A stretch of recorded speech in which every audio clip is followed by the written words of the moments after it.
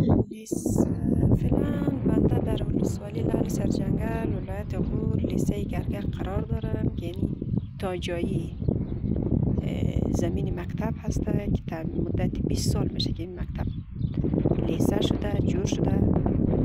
مدت 10 سال میشه که از این شاگرد فارغ داده. این تخته های مکتب هسته که این تخته هاش استادان شاگردان سازان درس میخوانه. شاگردان بسیار دچار مشکل خیلی شده، مشکلی دید پیدا کرده بخاطر اینکه آفتاب سازان است.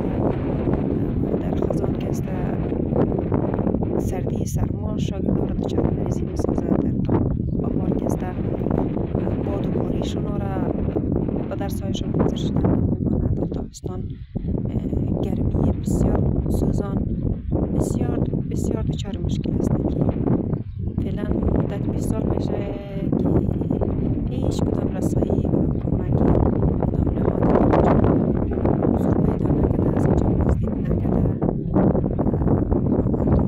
اومده همکاری نداره.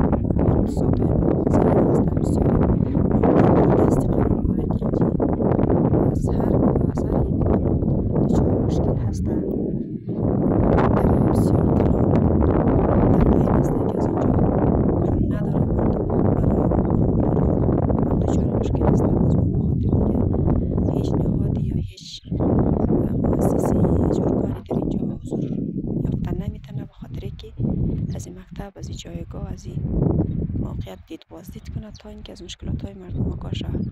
بنده احساس مسئولیت کردم به نمایندگی این قریه، به نمایندگی این مکتب آمدم امروز اینجا یک ویدیو بگیرم تا این رسانه‌ای از دوستا خواهش میکنم که این رسانه‌ای کنه و کسانهایی که توانمندی کمک و همکاری داره قدری توان خود به این مکتب کمک کنه تا اینکه اولاد مردم از مشکلات بیرون شوه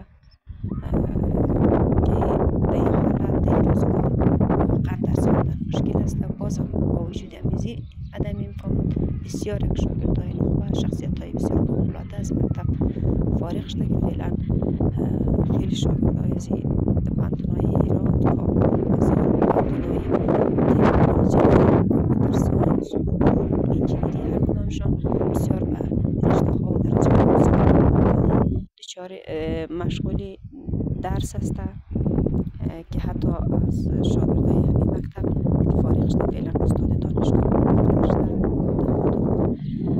بعضی‌هاش کارمندای دولت شده، ولی از نهادهایی که واقعا توانمندی رو داشته باشه همکاریشون خوب دانستم. امید که